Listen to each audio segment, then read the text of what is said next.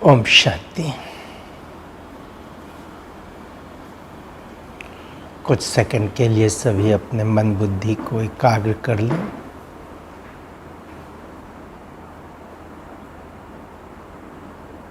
अपने मन के समस्त विचारों को समेट करके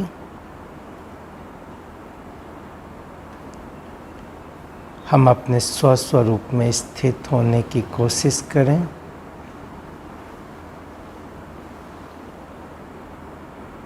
और इस संकल्प के साथ हम सब बैठे कि आज का जो लेसन है, आज जो कुछ भी मैं सुनूंगा, मैं उसको अच्छी रीति अपने जीवन में लेके आऊंगा और इसका 100% लाभ मुझे मिलेगा।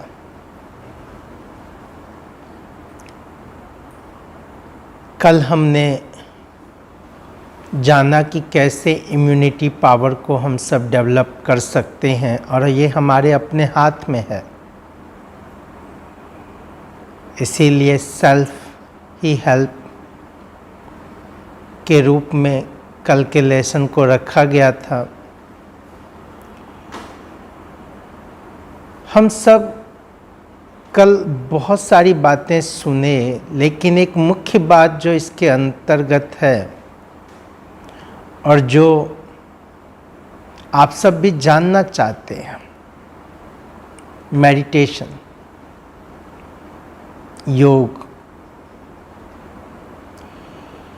मेडिटेशन को लेकर के देखें तो दुनिया में बहुत प्रकार के मेडिटेशन हैं और मेडिटेशन के प्रति लोगों का क्रेज़ भी है। लोग सीखना भी चाहते हैं, जानना चाहते हैं। लेकिन आप अगर विचार करें, थोड़ा सा उसकी गहराई में जाएं, तो मेडिटेशन सीखना क्यों चाहते हैं? जहां हमने कल देखा कि हेल्थ पर्पस से मेडिटेशन एक मैंडेटरी है, लेकिन इसके अलावा कुछ समय पहले अगर आप जाएं, आज से 20-25 साल पहले, तो उसमें और भी बहुत सारी चीज़ें थीं। उस समय तो टेंशन था, लेकिन बहुत कम मात्रा में, उस इतना बड़ा रूप नहीं था। तो टेंशन फ्री लाइफ जीने के लिए तो हम सब मेडिटेशन सीखना ही चाहते थे, लेकिन इसमें concentration power, self confidence, efficiency, work efficiency होता है, एक अंदर सेटिस्फैक्शन हमें प्राप्त होता है। लेकिन जो सबसे मुख्य मेडिटेशन सीखने का कारण रहा, वो था खुशी, हैप्पीनेस। आज सब कुछ है, हैप्पीनेस नहीं है। और आज तो और भी एक बड़ा रूप आ गया कि आज बहुत सारे लोग अनिद्रा के शिकार हो रहे हैं, नींद नहीं आती। जो नींद बहुत पर्सनल चीज है हम सबके जीवन का और बहुत जरूरी चीज है। जिनको नींद आती है उनको बहुत ज़्यादा नींद आती है, और जब सोने का टाइम होता है तब नींद नहीं आती। जब हम कोई काम कर रहे होते हैं तब नींद आती। और कईयों को तो कई दिनों से, महीनों से नींद की प्रॉब्लम है। अगर आप उनके चेहरे को देखें तो वो भी एक डरावना स्वरूप बनता जा रहा है इस वजह से। और इन सब वजह से बीमारियां भी विकराल रूप में बढ़ती जा रही है। WHO के स्टैटिक्स को हमने देखा कि कैसे एक डिप्रेशन का स्वरूप जो है वो एक विश्वव्यापी स्वरूप है। और आज हम सब वर्ल्ड हार्ट डे मना रहे हैं, वर्ल्ड हार्ट डे सेलिब्रेट कर रहे हैं। और इसके अंतर्गत जो रिपोर्ट आ रही है उसमें बताया जा रहा है कि 25% जो डेथ का कारण है वो हार्ट से रिलेटेड है, हार्ट अटैक के कारण हो रहा है। ये सब चीज जो जीवन के अंदर बढ़ रहा है, उसमें अगर आप देखें तो ज़्यादातर लोगों का मानना है कि हमारे पास काम की प्रॉब्लम है, ऑफिस प्रॉब्लम है, या और तरह की फैमिली प्रॉब्लम है, या रिलेशनशिप में प्रॉब्लम है, या और तरह की प्रॉब्लम है, तो इन सब वजह से मेरे अंदर निगेटिविटी पैदा होता है या स्ट्रेस होता है। और हम सब ने ये मान लिया कि मेरे अंदर जो कुछ भी दिक्कत है, प्रॉब्लम है, आज अगर मेरी कैरियर नहीं बना तो मेरे पेरेंट्स उसके लिए दोषी हैं। अगर आज मेरा हेल्थ ठीक नहीं है तो फैमिली मेंबर जो खाना बना रहे हैं वो दोषी हैं। हम कहीं ना कहीं अपने सारी प्रॉब्लम के लिए किसी न किसी को आधार बना रहे हैं। एक सर्वे हुआ जिस सर्वे में ये पूछा गया सास से कि उनके स्ट्रेस का कारण कौन है, तो सबसे बड़ा रिजल्ट जो निकल के आया वो ये आया कि उनका बहू उनके स्ट्रेस का कारण है। और बहू का सर्वे किया गया, उनसे पूछा गया तो उन्होंने कहा मेरी सास मेरे स्ट्रेस का कारण। तो हम सब हर चीज के लिए कहीं ना कहीं किसी न किसी के ऊपर ब्लेम गेम करते रहते हैं। लेकिन हम मेडिटेशन जो सीखना चाहते हैं, थोड़ा सा विचार करके देखिए, क्या मेडिटेशन करने से ये सब चीजें आने वाले दिनों में कम हो जाएगी? क्या जॉब प्रॉब्लम सॉल्व हो सकता है इससे? क्या फैमिली प्रॉब्लम, रिलेशनशिप प्रॉब्लम और तरह की प्रॉब्लम, बीमारी, क्या आने वाले दिनों में कम होगा या बढ़ेगा? और आजकल तो बहुत बड़ा स्ट्रेस खास करके यंग जनरेशन के लिए कि इस कोरोना काल में कईयों की ऑफिस से यूं ही छुट्टी दे दिया गया। कुछ लोग फिर भी सौभाग्यशाली हैं जिनको की सैलरी मिल रही है, या कम से कम कोई 25% 50% सैलरी पर जॉब पर हैं। उन लोगों का क्या जिनका जॉब ही आज नहीं है, और पता नहीं वो अब जॉब कब से चालू होगा, कब मिलेगा, कब आएगा वो समय।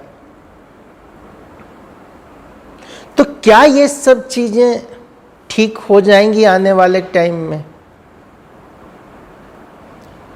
लेकिन अगर आप विचार करें तो हमेशा से ये सब चीजें बढ़ी हैं और आने वाले दिनों में और भी ज्यादा बढ़ेंगी। बच्चों का पढ़ाई टफ होता जाएगा, कंपटीशन टफ होते जाएंगे, फाइनेंशियल सिक्योरिटी कम होती चली जाएगी, और बाकी सब चीजों में भी दिन प्रतिदिन वृद्धि ही होगी। तो फिर मेडिटेशन हम करें ना करें क्या फर्क पड़ता है? लेकिन अगर आप इसको सही मायने में देखें तो हम पिछले 2 दिन से इन सब चीज़ों के बारे में सुनते आ रहे हैं कि कहीं ना कहीं इन सब चीज़ों को ओवरकम करने के लिए हमारे इनर इम्यूनिटी की आवश्यकता होती है, इनर पावर की। क्योंकि जब तक आंतरिक शक्ति नहीं होगा, मन शक्तिशाली नहीं होगा, तो मन से ही तो बाकी सब चीजें होती हैं। इसीलिए आप देखेंगे एक बहुत सुंदर डेफिनेशन है कि tension, stress is equal to pressure upon inner power to cope. अब यहां पर प्रेशर तो दिन प्रतिदिन बढ़ रहा है, परिस्थिति बढ़ रही है, समस्याएं बढ़ रही हैं, लेकिन जो हमारी आंतरिक शक्ति है, जो हमारी इनर एबिलिटी है, वो निरंतर कम होता जा रहा है। इसके कारण और भी अधिक प्रॉब्लम बढ़ रही है, स्ट्रेस बढ़ रहा है। तो अगर हम उसको कम करना चाहते हैं तो मुझे फलाने को ठीक नहीं करना है, इसको ठीक नहीं करना है, उसको ठीक नहीं करना है। हमें सिर्फ अपनी इनर एबिलिटी को, इनर कैपेसिटी को बढ़ाना है। एक सिंपल सा चीज़, आप एक छोटे से एग्जाम्पल से इसको समझ जाएंगे कि आज मौसम चेंज हो रहा है। अभी आप देख रहे होंगे खास के एनसीआर रीजन में सर्द गर्म का ये एक दौर चल रहा है। इसमें बहुत सारे वायरल इन्फेक्शन, सर्दी जुकाम बहुत सारे लोगों को होता है। आज अगर बारिश में भीग जाएं तो भी, इस समय अगर बारिश हो कुछ लोगों के लिए बहुत ही अच्छा होगा। आप में से बहुत सारे लोग होंगे जो बारिश को एंजॉय करेंगे क्योंकि गर्मी से राहत मिलेगी। लेकिन मेरे जैसे लोग अगर उस बारिश में भीगते हैं तो उनको तुरंत सर्दी जुकाम बुखार हो सकता है। अब मेरी जो प्रॉब्लम मेरे अंदर जो क्रिएट हुआ, मुझे जो जुकाम आया, बुखार आया, खांसी आया, उसका कारण क्या था? बारिश। बारिश में मैं भीगा, बारिश की वजह से मुझे प्रॉब्लम हुआ। लेकिन क्या सचमुच में बारिश मेरे प्रॉब्लम का कारण है? अगर बारिश से बीमारी होती तो आप सब जो एंजॉय कर रहे हैं, आपको भी सर्दी जुकाम खांसी बुखार होना चाहिए। आपको तो नहीं हुआ, आप तो एंजॉय किए। मेरे ऊपर क्यों इम्पैक्ट पड़ा? क्योंकि मेरी जो इम्यूनिटी पावर थी वो वीक था। तो मैं अपनी इम्यूनिटी पावर को बढ़ाने के बजाय मैं दोष किसको दे रहा हूं? बारिश को। अब आप देखेंगे कि इन सारी चीजों को हैंडल करते कैसे हैं। इनर पावर कहां बढ़ाना है? किसकी? हाथों की, उंगलियों की, ब्रेन की, पांव की, किसकी? लंग्स की, हार्ट की, किस चीज की? क्योंकि हम जब मेडिटेशन दुनिया में देखते हैं तो बहुत तरह का है। ब्रीदिंग एक्सरसाइज है, प्राणायाम है, अलग अलग योगासन है, कोई त्राटक करते हैं, कोई कैंडल पे कंसंट्रेट करते हैं, कोई इमेजिन करके किसी और तरह से करते हैं, कोई नेचर के साथ योग लगाते हैं, कोई मंदिर जाते हैं, कोई अलग अलग प्रकार की चीजें हैं। लेकिन आप देखेंगे ये सारे मेडिटेशन के जो प्रोसेस हैं ये सब फिजिकल है, ये फिजिकल फॉर्म में है। और मन जो है, जहां इमोशन, फीलिंग्स, भावनाएं, थॉट्स क्रिएट होते हैं, ये नॉन फिजिकल है। और ये नॉन फिजिकल ब्रेन में जब स्टोर होता है तो वो फिजिकल रूप में मेरे शरीर में काम करता है। तो ठीक किसको करना है? मन को। अब मन का एक्सरसाइज क्या है? मन के लिए कौन सा योगासन है? मन को कैसे प्योर पॉजिटिव बनाया जा सकता है, मन से नेगेटिविटी को कैसे दूर किया जा सकता है।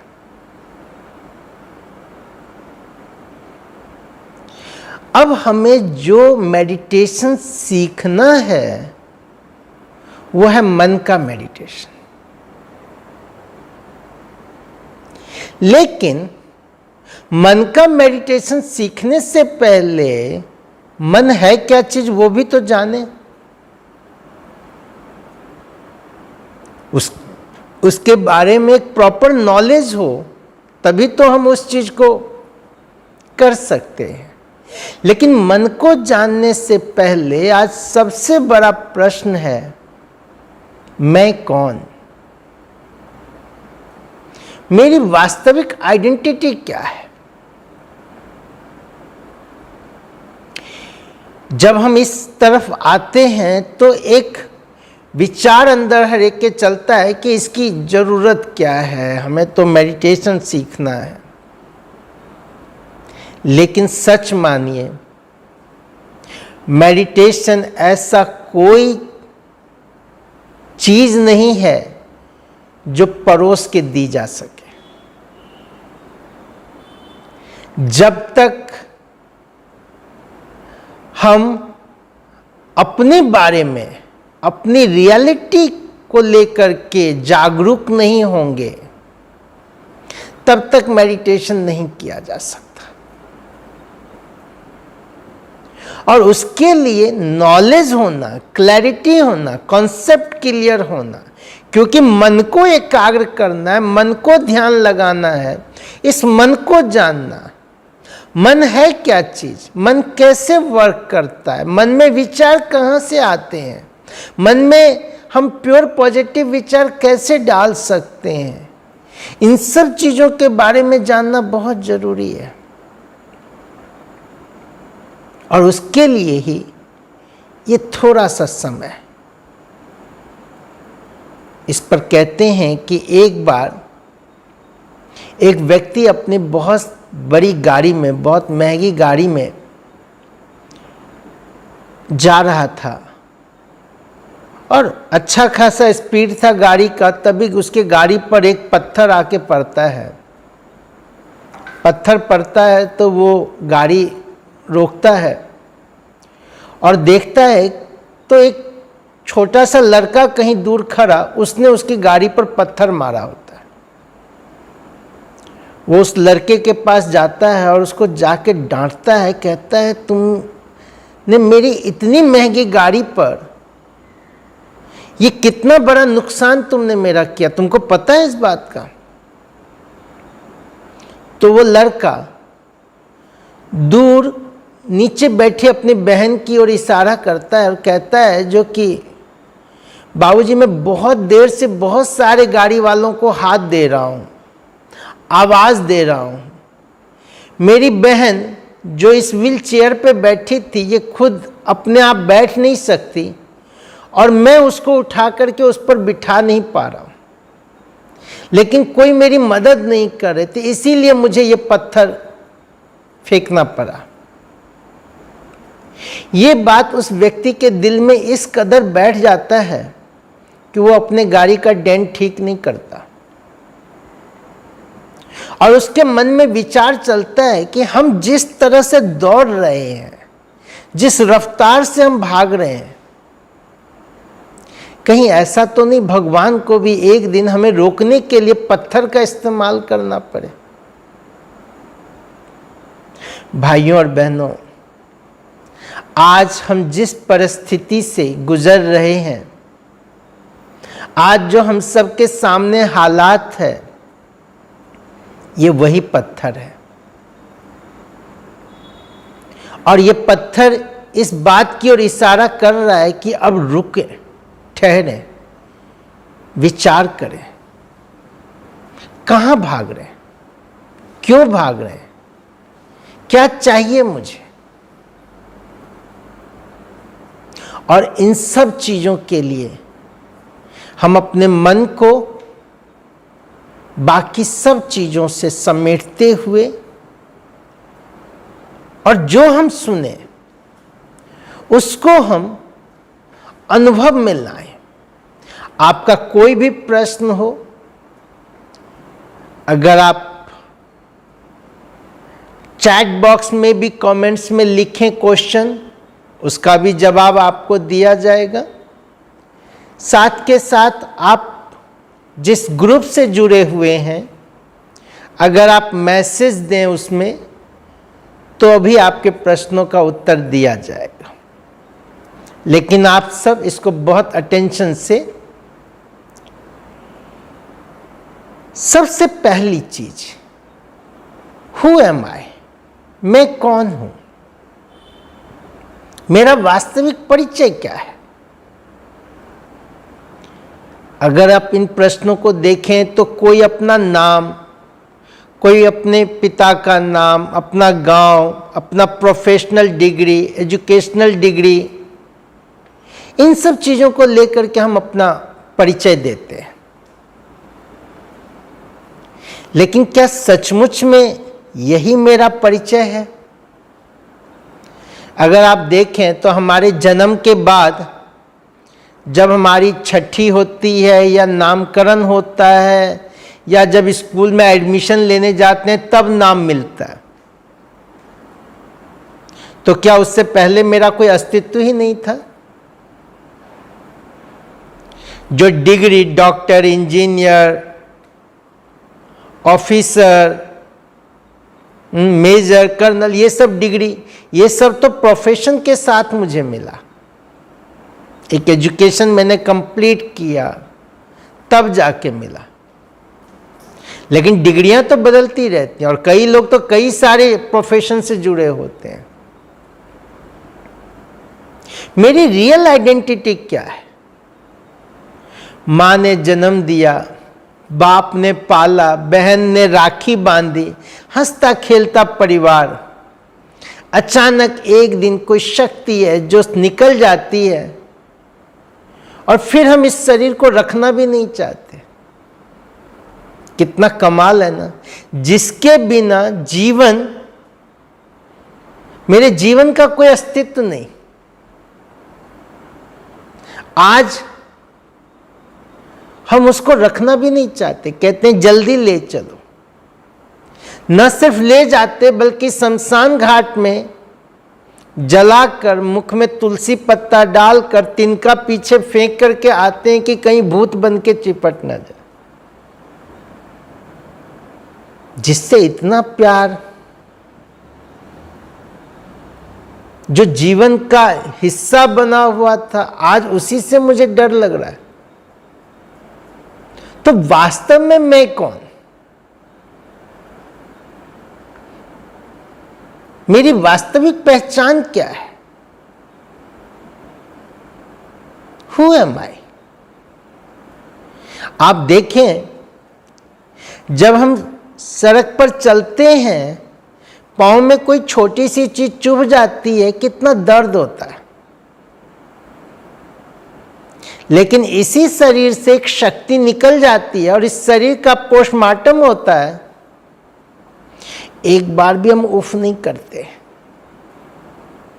एक बार भी हम ये नहीं कहते यहां मत काटो, ये मत करो, वो मत करो। जब हम खाना बना रहे होते हैं, तवा से या किसी गर्म चीज से उंगली टच हो जाती है, जलन होता है, शक्ति निकल जाती है, इतने बड़े शरीर को अर्थी पे लिटा के आग के हवाले कर दिया जाता है। एक बार भी उफ नहीं करते, कोई जलन नहीं होता।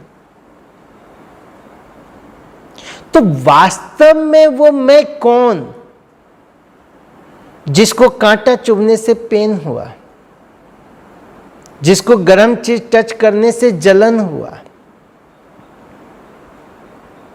हॉस्पिटल में पेशेंट जाता है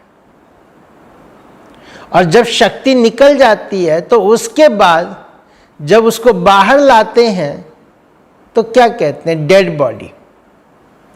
कभी डॉक्टर ये नहीं कहते पेशेंट को ले जाओ, यही कहते हैं डेड बॉडी ले जाओ। वो कौन था पेशेंट? वो मैं कौन?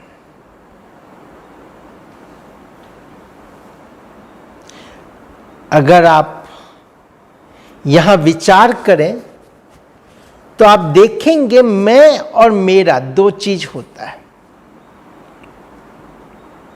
हम दिन भर में ये मैं और मेरा शब्द बार बार बोलते हैं, अनगिनत बार बोलते हैं। जैसे ये घर है तो हम क्या कहेंगे? मेरा घर। ये घर हम यूज करते हैं। ये कपड़ा, मेरा कपड़ा, मेरा चश्मा। हम कभी ये नहीं कहते कि मैं घर हूं, मैं चश्मा हूं, मैं ये ड्रेस हूं। ये मेरा ड्रेस है। और आगे बढ़ें। आज मेरे आंख में प्रॉब्लम है। मेरी आंख, मेरा मुख, मेरा कान, मेरा हाथ, मेरा पांव, मेरा सर, मेरा शरीर। हम इसके लिए भी कहते मेरा। कभी ये नहीं कहते मैं शरीर, मैं हाथ, मैं पांव, मैं आंख, मैं मुख। सर में दर्द होता, मेरे सर में दर्द होता है। मैं सर दर्द नहीं हूं। मैं सर दर्द आपके लिए हो सकता हूं। आप सुन रहे हैं, आपको अच्छा लग रहा है, नहीं लग रहा है, तो वो हो सकता है। लेकिन कभी हम अपने लिए नहीं कहते मैं सर दर्द हूं, मेरे सर में दर्द है। तो मैं कौन? जब शरीर मेरा, हु एम आई? आप इस चित्र में देखेंगे ध्यान से तो यहां पर दो चीजें दिखाई गई हैं। एक हड्डी मांस का पुतला जो मेरा शरीर, और हड्डी मांस के पुतले में जब शक्ति, ऊर्जा, एनर्जी, जिसको कि आध्यात्मिक भाषा में आत्मा, रूह, साइंस की भाषा में उसको एनर्जी, सोल और इस तरह कई नामों से जिसको बताया गया, तो जब इस जड़ शरीर के अंदर आत्मा प्रवेश करती है तो जीव आत्मा कहलाता है। यह शरीर 5 तत्वों का बना हुआ है, जल, वायु, अग्नि, आकाश और पृथ्वी, मिट्टी। इसीलिए हम सब कहते हैं मिट्टी का शरीर मिट्टी में मिल जाएगा। ये 5 तत्व जड़ है। इसमें कोई फीलिंग्स नहीं है, कोई इमोशन नहीं है, कोई भावना नहीं होती। इसीलिए human being, human plus being, human शरीर। इस शरीर के अंदर जब बीइंग प्रवेश करता है तो जीव आत्मा, ह्यूमन बीइंग। ह्यूमन शब्द ह्यूमस से निकला है जिसका अर्थ होता है मिट्टी। तो वास्तव में मैं आत्मा हूं, न कि मैं शरीर हूं। और आत्मा चैतन्य है। चैतन्य आत्मा जब इस हड्डी मांस के शरीर में प्रवेश करती है तब इस शरीर में चैतन्यता आती है। और जब यही चैतन्य आत्मा, ये शक्ति शरीर से निकल जाती है तो डेड बॉडी कहलाता है। आप देखिए, अगर सिंपल रीति से आप इस पे विचार कीजिए, ये आंखें, अगर ये आंखें देख रही होती तो डेड बॉडी में भी आंखें होती हैं। डेड बॉडी देखता है क्या? लेकिन उसी डेड बॉडी से आप उन आंख को निकाल के किसी और के शरीर में आप लगा दीजिए। हार्ट, लंग्स या और कोई भी ऑर्गन्स आप निकाल के दूसरे में लाए, वहां काम करता है, यहां काम नहीं कर रहा। क्यों? क्योंकि इसमें से वो शक्ति निकल गई। ये आंखें आत्मा की खिड़की है। खिड़की नहीं देखता, देखने वाली आत्मा है, सुनने वाली आत्मा है, बोलने वाली आत्मा है, कर्म करने वाली आत्मा है। शरीर एक इंस्ट्रूमेंट है, माध्यम है,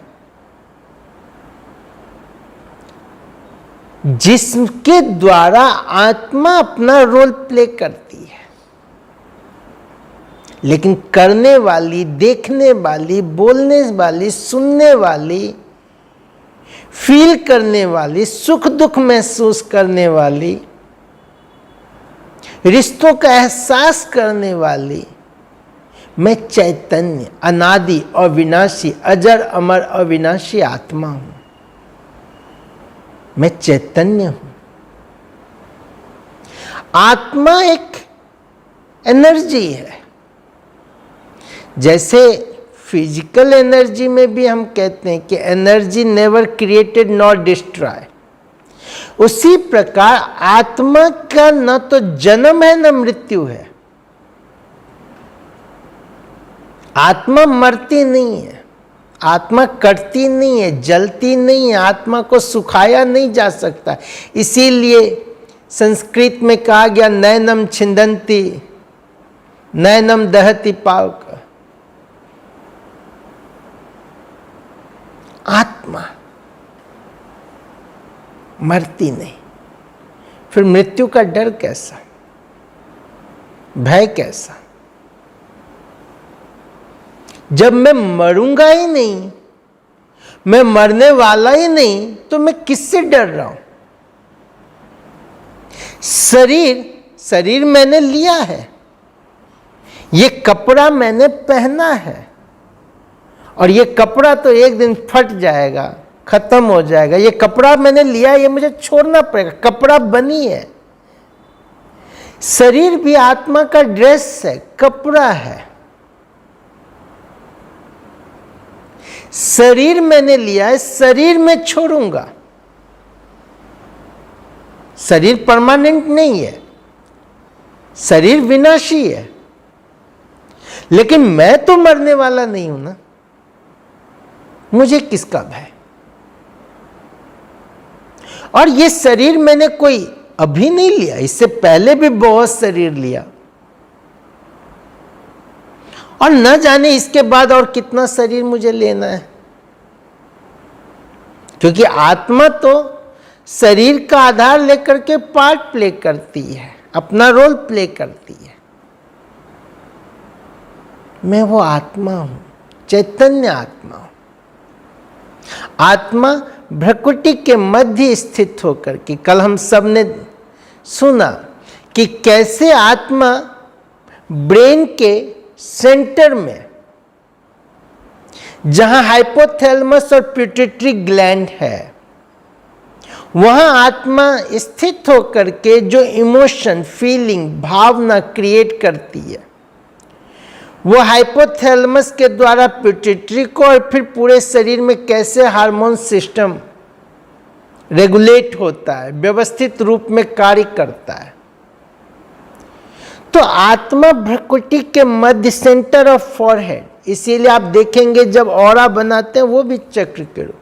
हम सब तिलक यही लगाते हैं, माताएं बहनें बिंदी लगाती हैं। वास्तव में परमात्मा ने कहा आत्मा के स्वरूप में टिको, स्वस्थिति में टिको। हमने स्वस्वरूप में टिकना छोड़ के टीका लगाना शुरू किया।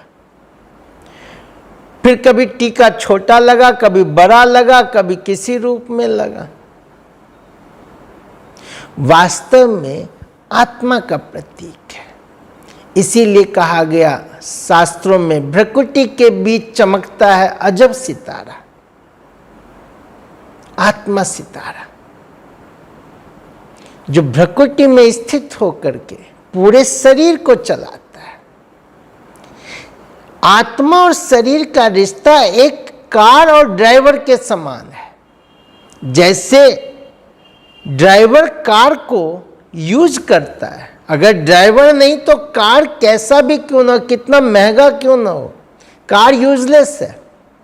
भले उस कार में सब कुछ है, पेट्रोल डीजल सब कुछ, उसके सारे फंक्शन कार के अंदर है, लेकिन कार अपने आप नहीं जब तक कि उसका ड्राइवर ना हो। ड्राइवर और कार एक दूसरे के पूरक हैं, और ड्राइवर की ड्राइविंग नहीं हो सकती जब तक उसको कार न मिले। तो आत्मा ड्राइवर भ्रकुटी में स्थित होकर के, क्योंकि ब्रेन जो है वो आत्मा का कंट्रोल सिस्टम है, यहीं पर स्थित होकर के आत्मा ब्रेन के माध्यम से नस नाड़ी के द्वारा पूरे शरीर को कंट्रोल करती है। जैसे आप देखेंगे ड्राइवर जब गाड़ी में बैठता है तो वो ड्राइविंग सीट पर बैठ करके ही गाड़ी चला सकता है, वो पीछे बैठ के नहीं चला सकता, साइड में बैठ के नहीं चला सकता। ऐसा नहीं कि उसको गाड़ी पीछे लेके जाना है तो वो बैक सीट पे जाएगा, या साइड मोड़ना है तो दूसरे सीट पे, उसका सारा कंट्रोल सिस्टम वही होता है। Accelerator, brake, gear, clutch, horn, light, हर चीज वो वहीं से कंट्रोल करता है। पूरे शरीर का कंट्रोल सिस्टम ब्रेन के अंदर है।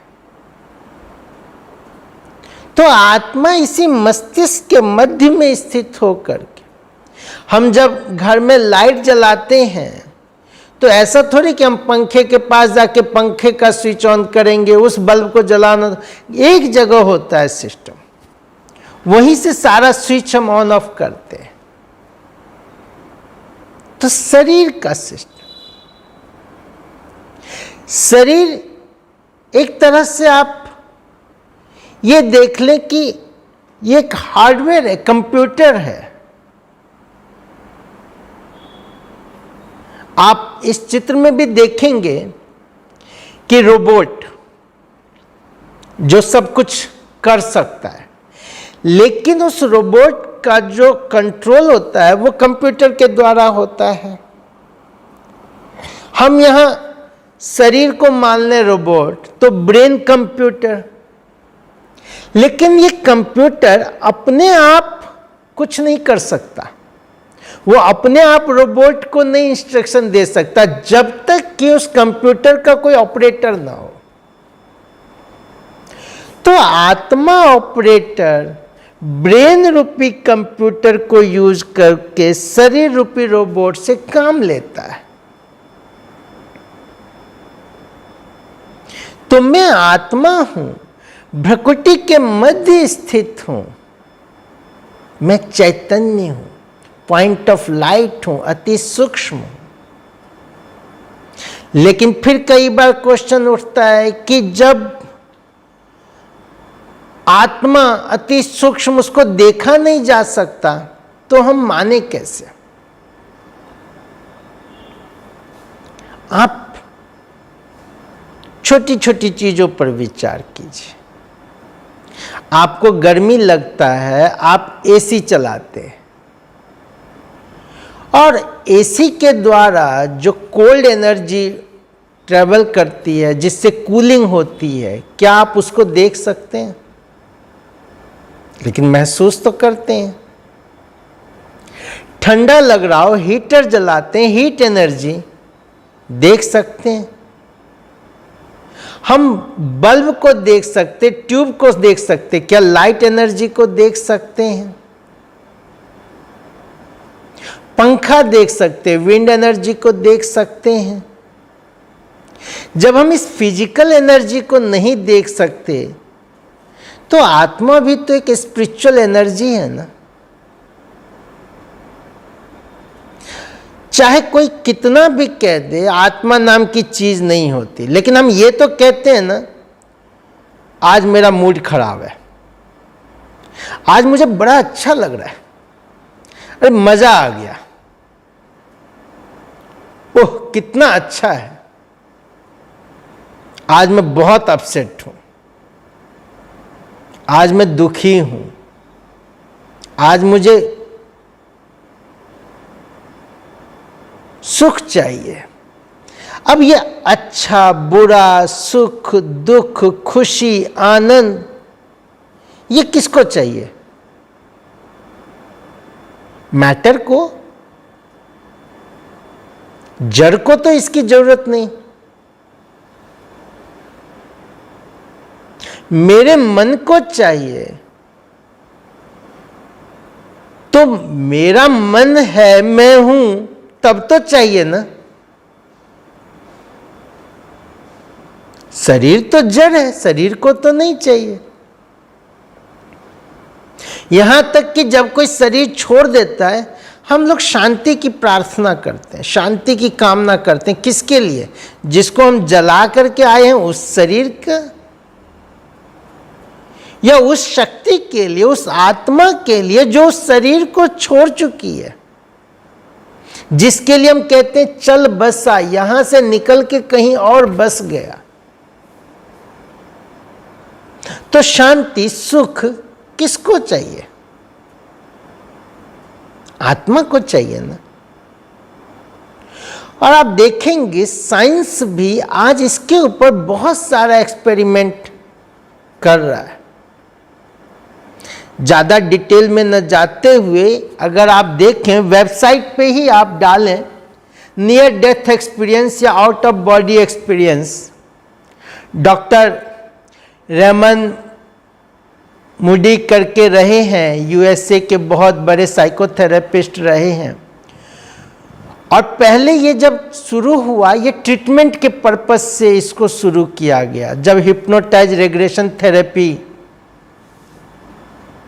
को मेडिकल साइंस में जगह दिया गया कि किसी को बचपन से आग से डर लगता है, पानी से डर लगता है, किसी को अंधेरे से डर लगता है, तो हिप्नोटाइज रेग्रेशन थेरेपी के माध्यम से ये जानने की कोशिश किया गया कि आखिर इनको ये क्यों लगता है डर।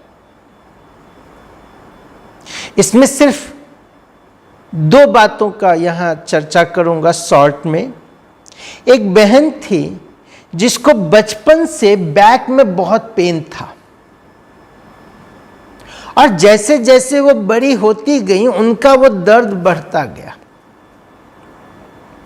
हॉस्पिटल में हर प्रकार का ट्रीटमेंट हुआ, जांच हुआ, लेकिन फिजिकली ऐसा कोई प्रॉब्लम नहीं था जिसकी वजह से उनको यह दर्द हो। तो जब उनके टीम को यह केस रेफर किया गया, तो वो जब हिप्नोटाइज रेग्रेशन थेरेपी कराए, तो हिप्नोटाइज के माध्यम से पास्ट में लेकर के जाते हैं। तो जब वो पास्ट में लेके गए, तो इस जन्म में ऐसा कोई घटना ऐसा नहीं था जिसके द्वारा उनको उस दर्द का एहसास हुआ। तो उनको प्रीवियस बर्थ में लेकर के जाया गया, वहां भी ऐसा कुछ नहीं था। तब वो पूछते हैं कि आपकी मृत्यु कैसे हुई? तो वो बताती हैं कि वो एक हाईवे पे अपनी गाड़ी में जा रही थी, तभी उनका गाड़ी का किसी एक बड़े ट्रॉले से एक्सीडेंट हुआ, और वो एक्सीडेंट इतना भयानक था कि उनका गाड़ी उस ट्रॉले के नीचे आके पूरी तरह दब गया, स्मैश हो गया, और उसमें उनके शरीर की सारी हड्डियां भी टूट गई। जब उनके शरीर को गाड़ी से खींच के बाहर निकाला जा रहा था, वो दर्द इतना ज्यादा था कि उसी दर्द में तड़प तड़प के उन्होंने शरीर छोड़ दिया। फिर जो टीम थी हिप्नोटाइज करने वाली, वो उनको काउंसलिंग किया कि देखो, वो आपका पिछला शरीर था, वो शरीर ऑलरेडी समाप्त हो चुका है, अब आपको जो शरीर मिला ये नया शरीर है, इसमें सारी हड्डियां आपकी ठीक हैं, सब कुछ ठीक है, इसमें कोई दर्द नहीं, और जैसे जैसे उनकी ये काउंसलिंग की गई उनका दर्द ठीक हो गया। अब ये दर्द कहां था? शरीर तो ऑलरेडी प्रीवियस बर्थ में छोड़ा जा चुका, लेकिन आत्मा वो दर्द लेकर के नए शरीर में आई थी और उस दर्द को वो अपने नए शरीर में भी महसूस कर रही थी। दूसरा एग्जाम्पल, एक भाई एक्सीडेंट होता है, कोमा में चले जाते हैं, उनको हॉस्पिटल लेके आया जाता है, डॉक्टर लोग उस पर अलग अलग तरह का ट्रीटमेंट करते हैं, फिर डॉक्टर कुछ देर बाद कहते हैं अब इनको बचाया नहीं जा सकता, मुश्किल है इनका सरवाइव करना। थोड़ी देर के बाद वो मशीन जवाब दे देता है, डेथ हो जाती है। जब सारा मशीन बंद हो जाता है उसके कुछ देर के बाद फिर से मशीन चलने लगता है, हार्ट फंक्शन करने लगता है और वो व्यक्ति जी जाता है वापस। जब वो व्यक्ति होश में आता है, उनसे पूछा जाता है तो वो A to Z एक्सीडेंट में कोमा की अवस्था से हॉस्पिटल में कैसे कैसे उनको लाया गया, डॉक्टरों ने जो उनके शरीर के ऊपर ट्रीटमेंट किया, वो एक एक ट्रीटमेंट का नाम, मेडिसिन का नाम, जबकि वो मेडिकल बैकग्राउंड का नहीं था। और हम सब समझ सकते हैं कि वो मेडिसिन मेडिकल में कितना टफ नाम होता है। फिर वो व्यक्ति कहता है कि जब डॉक्टरों ने कहा कि मुझे बचाया नहीं जा सकता तो मैंने सोचा ऐसे समय में मेरी पत्नी तो मेरे साथ हो। तभी मैं देखता हूं कि मेरी पत्नी एक रेस्टोरेंट में अपने सहेली के साथ है। मैं वहां गया अपनी पत्नी को, और उस व्यक्ति ने उस होटल का नाम, पत्नी ने जो ड्रेस पहना था, जिस सहेली के साथ वो बात कर रही थी, वो सब कुछ एक्यूरेट बताया। और वो कहता है मैंने पत्नी को आवाज़ दिया लेकिन वो सुन नहीं रही थी, तभी मुझे सुनाई दिया कि मैं मर चुका हूं, तो मैं भाग के अपने शरीर में आया। अब वो कौन था? और इस तरह के हजारों लाखों आपको एग्जाम्पल मिल जाएंगे। और ये सिर्फ किसी एक पर्टिकुलर जगह का नहीं, हर कंट्री का ऐसा अनुभव आपको मिलेगा। आप डॉक्टर हंसा रावल जी का जो कैंसर पेशेंट्स के ऊपर किया जाने वाले, उसमें कई पेशेंट का उन्होंने अनुभव बताया हुआ है।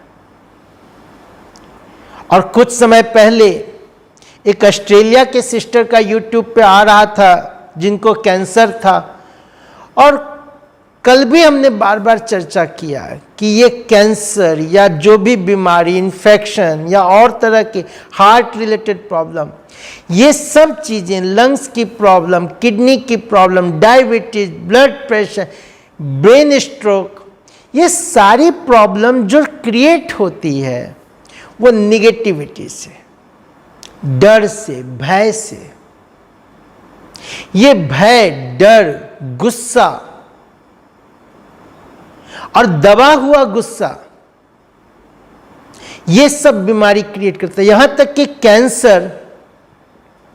कैंसर रोज हम सबके शरीर में कैंसर सेल पैदा होता है, लेकिन जिसकी इम्यूनिटी स्ट्रांग है, तो हमने देखा कि वो इम्यूनिटी आर्मी जो थी वो कैसे रोज उस कैंसर सेल को घेर करके और फिर धीरे धीरे खत्म करता है, हर इन्फेक्शन को, हर बीमारी को। लेकिन जहां डर और भय ज्यादा बढ़ जाता है, जहां गुस्सा, दबा हुआ गुस्सा ज्यादा बढ़ जाता, वहां हमारी ये इम्यूनिटी आर्मी वीक पड़ जाती है और शरीर में बीमारी प्रवेश। तो कैंसर भी इसी, और ऑस्ट्रेलिया की बहन का वो बहुत सुंदर उनका था, नाम मैं भूल रहा हूं,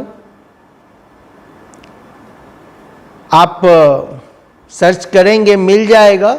और उन्होंने बताया कि उनको जो कैंसर हुआ वो डर के कारण, भय के कारण, और जब उन्होंने आउट ऑफ बॉडी एक्सपीरियंस किया तो उसके बाद उनके अंदर से वो डर खत्म हो गया और डर खत्म होने के कारण उन्होंने, जो उनका पूरा शरीर कैंसर के कारण एक तरह से डैमेज हो चुका था, ऑर्गन्स डैमेज हो चुका था, वो फिर से ठीक हो गया, रिपेयर हो गया। और सिस्टर हंसा रावल जो डॉक्टर रही हैं, उनका आप देखेंगे तो ऐसे उन्होंने कितने ही पेशेंट का ट्रीटमेंट किया हुआ है, और सिर्फ डर, भय, गुस्सा, इसको मेडिटेशन के द्वारा ठीक करके। तो हम सब इस बात को पहले समझें, फील करें कि मैं आत्मा हूं, पॉइंट ऑफ लाइट हूं, ज्योति बिंदु हूं, अजर अमर अविनाशी आत्मा हूं। मैं आत्मा मर नहीं सकती, मुझे कोई मार नहीं सकता, मेरे मन में कोई घुस नहीं सकता। अगर मेरे मन में कोई घुस सकता है, अटैक करता है, तो वो मेरे अपने ही विचार, मेरे नेगेटिव थॉट्स। जैसे शरीर के ऑर्गन्स हैं काम करने के लिए, आंख देखने के लिए, मुख बोलने के लिए, हाथ पांव कर्म करने के लिए, इसी प्रकार आत्मा की भी 3 शक्ति है, मन, बुद्धि, संस्कार।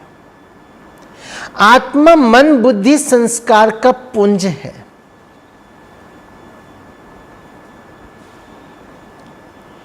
ये मन आप ध्यान देंगे, क्योंकि हम मन के एक्सरसाइज को करने वाले हैं, हमें मन की शक्ति को बढ़ाना है, मन को एम्पावर करना है। इसीलिए यहां इस मन को समझना बहुत जरूरी है। मन क्या है? मन आत्मा की थिंकिंग फैकल्टी है, विचार करने की शक्ति है, संकल्प शक्ति है। जिस मन के बारे में सबने कहा मन बड़ा चंचल है, मन बंदर है, मन घोड़ा है, बेलगाम घोड़ा है, और सब जगह यह बताया गया इस मन को मारो, मन का दमन करो। विचार करके देखिए, क्या मन को मारा जा सकता है? मन आत्मा की चैतन्य शक्ति है, मन खुद एक चैतन्य है। मन मर गया तो आत्मा मर गई। आत्मा की चैतन्यता तो है ही मन से, तो मन को कैसे मारा जा सकता है? क्या मन का दमन किया जा सकता है? मन चंचल है, मन को आप दबाएंगे, लेकिन जब मन पर से प्रेशर हटेगा, मन तो उतना ही फास्ट गति से भागेगा। आप मन को जबरदस्ती रोक लो, किसी भी तरह से रोकने, क्या वो रुकेगा? लेकिन क्या मन इतना ही बुरा है? मन इतना ही खराब है? भाइयों बहनों, इस मन के द्वारा आज हमने क्या क्या अपने लिए साधन नहीं बनाए। ये लाइट, ये पंखे, ये एसी, ये गाड़ी, हर वो साधन ये मन की ही तो देन है। क्या मन इतना बुरा है? और यहां मन की शक्ति को अगर सही रीति से हम यूज कर लें, जागृत कर लें, इस मन की शक्ति से हम हर मुश्किल चीज को आसान कर सकते हैं।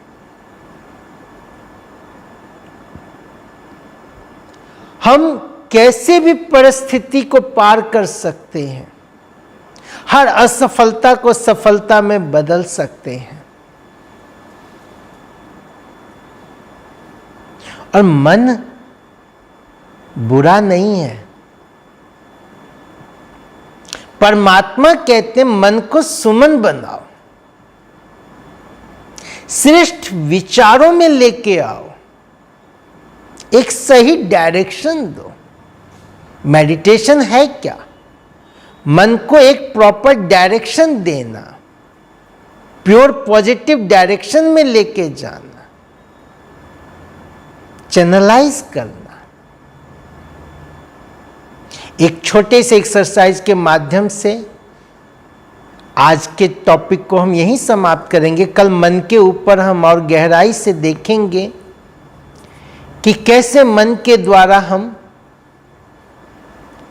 कितनी तरह से हम मन की शक्ति को यूज कर सकते हैं। लेकिन मन किस रीति से हमें सुकून, शांति, खुशी दे सकता है, इस एक्सरसाइज के माध्यम से हम जानेंगे। तो चलें, सभी एकाग्र होकर के बैठ जाएं, अलर्ट, स्ट्रेट, अपने आप को स्थिर कर लें और एक छोटी सी यात्रा करके देखें, मन की यात्रा। कल आपको जैसे बताया गया कि जो व्यक्ति कमजोर है, जिसमें निराशा है, दुख है, भय है, अगर आप उसको फूल देते हैं, उसको कोई अच्छी बात बताते हैं, खुशी में लेके आते हैं, उसकी इम्यूनिटी बढ़ सकती है। आज हम नेचर के साथ जुड़ करके देखें मन कैसे मेरे अंदर वो अच्छी फीलिंग्स को लेके आता है, मेरी भावनाओं को श्रेष्ठ बनाता है। तो पूरी तरह से अलर्ट, और आप अपने आँखों को बंद करना चाहें बंद कर लें, बहुत आराम से, और मन को एक यात्रा पर लेकर चलें। यहाँ बैठे बैठे हम अपने बचपन के दिनों को याद करें, जब मैं बहुत छोटा था। बचपन कितना सुंदर, कितना बेफिक्र। बचपन का वो दिन याद करें जब स्कूल में बहुत अच्छे नंबर आए थे, या जब मेरे पेरेंट्स मेरे लिए एक नया ड्रेस लेके आए थे। उस कपड़े को पहनकर मैं कितना खुश था। उसको पहन करके मैं सबको दिखाता फिर रहा था।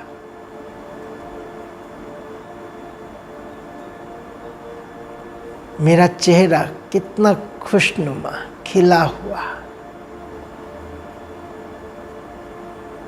बचपन की उस खुशी को महसूस कीजिए, उस मासूमियत को महसूस कीजिए, उस बेफिक्र जीवन को महसूस कीजिए। खुशनुमा बचपन। बचपन के दिनों से आज हम चले एक घने जंगल में।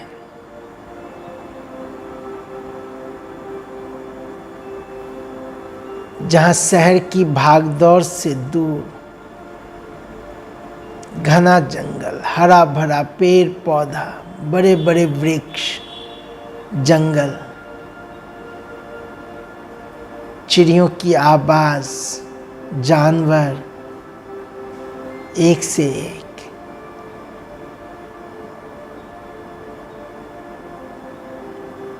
इस हरियाली को महसूस कीजिए।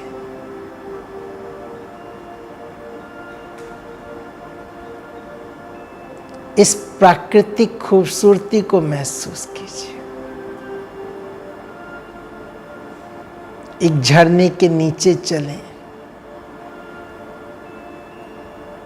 बहुत ऊंचाई से गिरते हुए झरने के पानी को देखें। नीचे उन बहते हुए पानी को देखें, मोतियों जैसे पानी। पानी को टच कीजिए, कितना शीतल। पानी की कुछ बूंदें अपने ऊपर डाल लीजिए, जैसे यह पानी शीतल। इनको देखकर, निहार कर, छू कर मेरा मन भी कितना शीतल, ठंडक महसूस कर रहा है।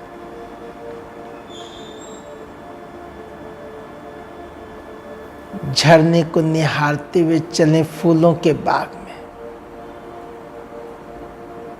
रंग बिरंगे फूल,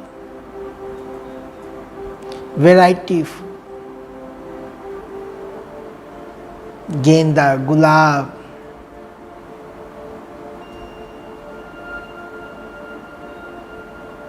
जो फूल आपको सबसे अधिक पसंद उसको ले लीजिए, उसकी खुशबू को महसूस कीजिए। कितनी प्यारी महक। इसकी खुशबू से मेरा मन भी महक रहा है, आनंदित हो रहा है।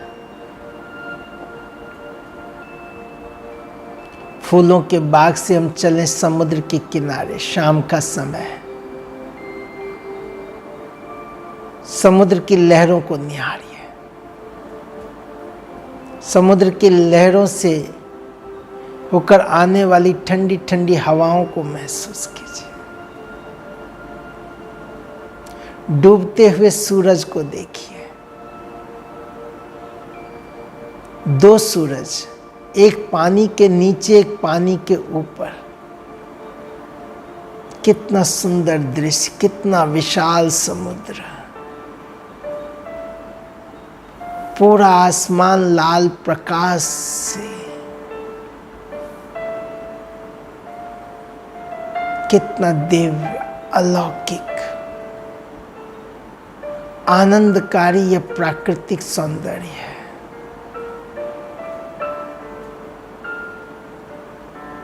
इसको निहारते हुए,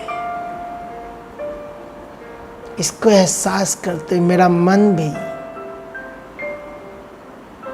आनंदित हो रहा है।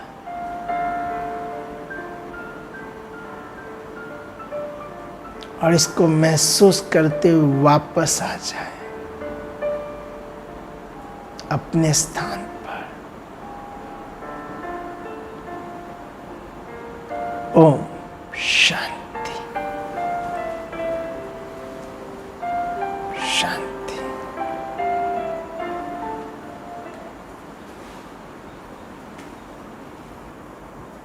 ओम शांति। आप सबको यह कैसा लगा?